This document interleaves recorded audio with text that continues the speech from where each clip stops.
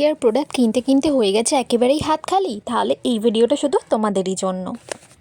Hi everyone, চলে এসেছি আরও একটা নতুন ভিডিও নিয়ে। তো আমি মেকআপের ভিডিও তোমাদের সাথে শেয়ার করি, স্কিন কেয়ারের ভিডিওগুলো আগে শেয়ার করতাম, এখন আর একদমই হয় না। তো ভাবলাম তোমাদের সাথে একটা স্কিন কেয়ারের ভিডিও শেয়ার করি, ন্যাচারালভাবে কী করে নিজের স্কিনটাকে গ্লোয়িং করে তুলবে সেটারই কিছু টিপস তোমাদের সাথে শেয়ার করেছি। প্রথমে দেখো, আমি অ্যালোভেরার একটা ডাল কেটে নিয়েছিলাম, পিছনে যে হলুদ হলুদ অংশটা থাকে সেটা কিন্তু কেটে বাদ দিয়ে দিতে হবে, বা জলে ভিজিয়ে রাখলে ওটা চলেই যায়। তো তারপর অ্যালোভেরাটাকে দুটো পিস করে নিয়েছি, মাঝখান দিয়ে কেটে নিয়েছি, তারপর সেটাকে একটু চিড়ে নিয়ে ফেসের মধ্যে ভালো করে রাব করে নিচ্ছি। তারপর এইভাবেই কিন্তু আমি ফেসের হেয়ারটা রিমুভ করব। ফেশিয়াল হেয়ার রিমুভ করা কিন্তু খুব ইম্পর্টেন্ট, যারা স্পেশালি মেকআপ করো তাদের জন্য। এমনি খুব একটা প্রবলেম হয় না, কিন্তু মেকআপ করার ক্ষেত্রে ফেশিয়াল হেয়ার থাকলে সেই মেকআপ কিন্তু খুব ভালোভাবে সেট হয় না, বসে না, ব্লেন্ড হয় না, নানা রকম সমস্যা দেখা যায়। যেহেতু আমি একজন মেকআপ আর্টিস্ট, আমাকে মেকআপের ভিডিও প্রায়ই বানাতে হয়, সেই কারণে আমি কিন্তু ফেশিয়াল হেয়ার রিমুভ করি। তো আমি কিভাবে রিমুভ করি সেটাই শেয়ার করলাম তোমাদের সাথে। আর যেহেতু এটা ন্যাচারাল ইনগ্রিডিয়েন্টসে করছি, খুব একটা কোনো প্রবলেম হওয়ার কথা নয়। তবে যাদের খুবই সেন্সিটিভ স্কিন, তাদের একটু প্রবলেম হলেও হতে পারে। তো সেই বুঝে তোমরা কিন্তু যেই প্রোডাক্ট স্যুট করে সেগুলোই ইউজ করার চেষ্টা করবে। তো দেখো, আমি এইভাবে ইউজ করার পর একে একে রিমুভ করে নিচ্ছি। আইব্রোটা আমি খুব একটা করি না এটা দিয়ে, কারণ খুব একটা ভালো শেপ হয় না, আমি তাই আইব্রোটা দোকানে গিয়ে আইব্রো প্লাক করে আসি। তো এরপর দেখো, আমি টমেটো আর চিনি নিয়ে নিয়েছি। ওটা করার পর কিন্তু ভালো করে মুখটাকে ধুয়ে নিতে হবে, বা একটা ভিজের ওয়াইপস বা টিস্যু দিয়ে ভালো করে মুছে নিতে হবে। তারপর আমি টমেটো দিয়ে স্ক্রাব করলাম।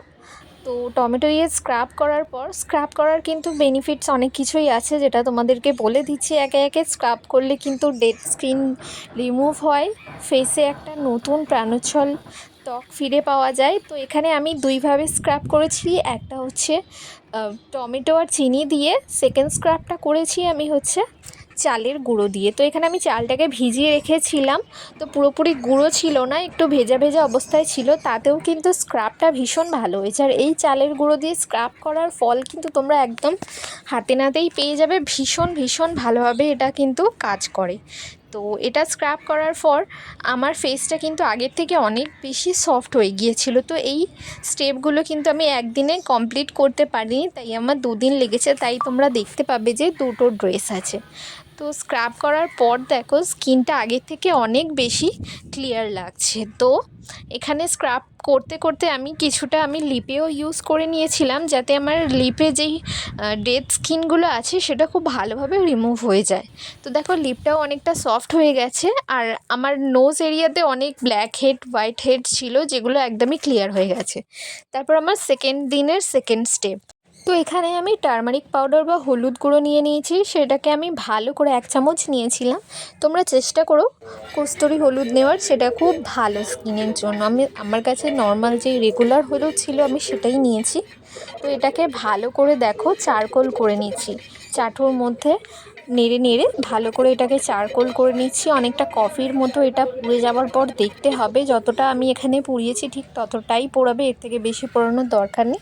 এখানে আমি 4টে ইনগ্রেডিয়েন্টস নিয়ে নিয়েছি, তো সেগুলোকে ভালো করে আমি অ্যাপ্লাই করব। প্রথমে আমি হলুদের ওই পোড়া জিনিসটা নিয়েছিলাম, তারপর আছে বেসন, আছে অ্যারোরুট, আর আছে টক দই।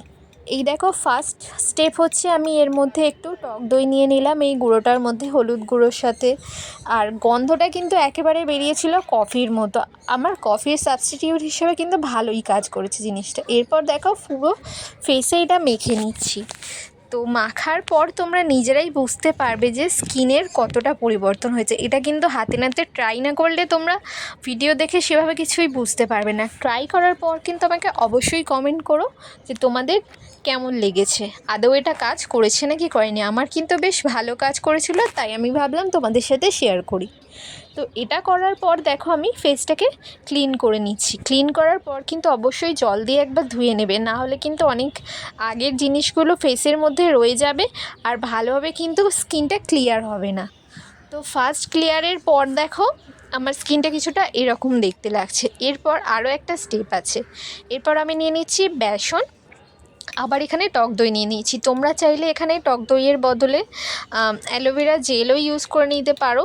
আমার যেহেতু ঠান্ডা লেগেছিলো সেই কারণে আর আমি অ্যালোভেরা জেলটা ইউজ করিনি। আগের দিন ইউজ করার পর আমার অনেকটাই ঠান্ডা লেগে গেছিলো। এরপর দেখো এটা ভালো করে স্কিনের মধ্যে অ্যাপ্লাই করে নিলাম, তারপর সেটাকে খুব ভালো করে আবার রিমুভও করে নিচ্ছি।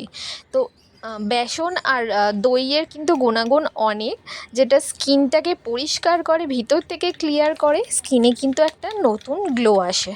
এরপর আমি নিয়ে নিচ্ছি অ্যারোরুট, আর এর মধ্যেও আমি দই ইউজ করে নিয়েছি। অ্যারোরুটও কিন্তু ওপেন পোরসের সমস্যা থাকলে সেটা অনেকটাই ক্লিয়ার করে, স্কিনে একটা স্মুথ এফেক্ট দেয়, একটা স্কিন কিন্তু শাইন করে। আমি যা যা ইউজ করলাম তার গুণাগুণ কিন্তু তোমাদের সাথে শেয়ার করে দিলাম। তোমরা চাইলে কিন্তু অবশ্যই এটা তোমরা ইউজ করতে পারো। আর সামনেই যেহেতু পুজো আসছে, ন্যাচারালভাবে কী করে নিজের স্কিনটাকে গ্লোয়িং করা যায় তার জন্য এই স্টেপগুলো ফলো করতে পারো। পার্লারে গিয়ে যাদের অনেক টাকা খরচ করার সামর্থ্য নেই, বাড়িতে কিছু অল্প উপকরণ দিয়ে এটা ট্রাই করতে পারো। এই হোম রেমেডিটা কিন্তু তোমরা সপ্তাহে 2বার ইউজ করতে পারো ভালো রেজাল্টের জন্য।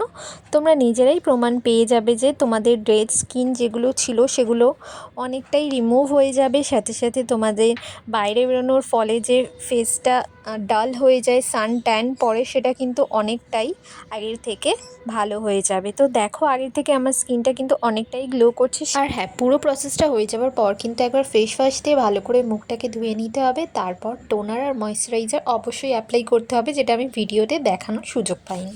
তবে একটু ধৈর্য ধরে জিনিসটা করতে হবে। আমার আগের আর এখনের গ্লোটা দেখে তোমরা বুঝতেই পারছো কতটা পরিবর্তন হয়েছে। তো ভিডিওটা কেমন লাগলো অবশ্যই কমেন্টে জানিও। ভালো লাগলে লাইক, কমেন্ট, শেয়ার আর সাবস্ক্রাইব করতে একদমই ভুলো না। সবাই ভালো থেকো, টাটা।